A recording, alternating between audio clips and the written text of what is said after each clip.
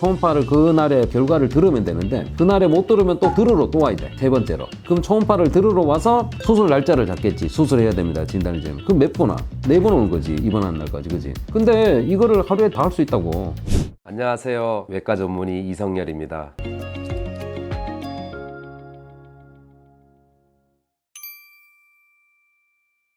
이게 우리가 2020년도 이때는 뭐 난리도 아니었잖아. 그때 뭐 어디 한 명 걸리면 막 식당 막 폐쇄하고 지금 생각하면 근데 그때 당시에는 그럴 수밖에 없었겠지, 그지? 하여튼 그때 이 논문이 왜 그랬냐면 그때 완전히 거의 환자들이 막 어디 나가면 코로나 걸리고 큰일 나는 줄 알았다고, 그지? 근데 가만히 생각해봐. 암 걸리면 수술 받아야지. 근데 이게 탈장도 응급이 생기는 질환이라고. 맹장하고 똑같이, 그지? 그러니까 응급이 생기는데 빨리 치료는 해야 될 거 아니야. 근데 감염이라는 게 접촉이 많아지면 감염의 위험이 높아지잖아. 근데 이제 우리 병원 시스템이 우리 상담을 전담하는 상담 전문 간호사가 4분이서 상담을 다 해준다고. 그러면 그 예약에 따라서 그 탈장 환자들이 예약된 날짜에 오면 그날 이제 진단부터 그 다음에 수술, 퇴원까지 거의 다 원데이로 됐었다고. 원래 우리 시스템이 그건데 코로나 시기에 우리는 원래 이런 시스템을 하고 있었고 코로나 시기에도 이렇게 해서 집단 감염, 수술한 환자 간의 감염 사례가 없었다 이거지. 그렇게 철저하게 이제 관리가 돼서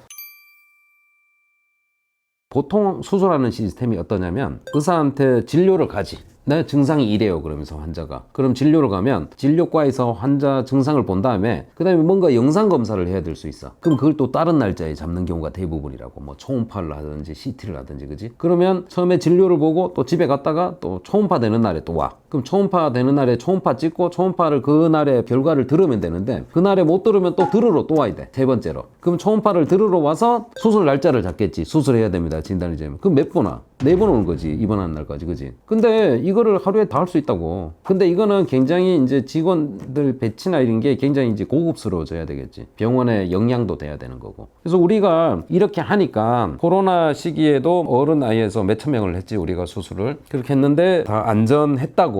요런 시스템이 있다는 걸 논문으로 내준 거예요. 요번에 이제 외과 퀴즈에 실리는.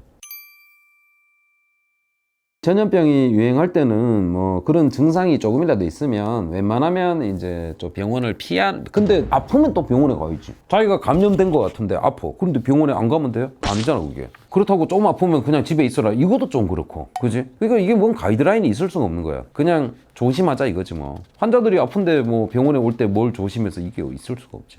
코로나를 한번 겪었지만 팬데믹 같은 전염성 질환이 또 올 수 있습니다. 충분히 앞으로 또 올 수 있는데 더 중요한 거는 결국은 뭐 암 수술 해야 되잖아요, 그죠? 뭐 전염병 있다고 암 수술 안 할 수는 없잖아, 그죠? 그럼 탈장 수술을 해야 되잖아, 맹장 수술을 해야 되잖아, 그죠? 쓸개 염증 생기면 수술해야 되잖아. 그보다 더 위험한데, 그죠? 그래서 그런 전염성 질병이 유행하고 있더라도 환자분들은 거기에 이 전염에만 너무 치우쳐자고 생각하지 마시고 자기가 아픈 게 있으면 모든 병원들이 다 안전하게 잘 치료를 해 주시니까요. 걱정하지 마시고 병원을 꼭 방문을 하셔야 됩니다.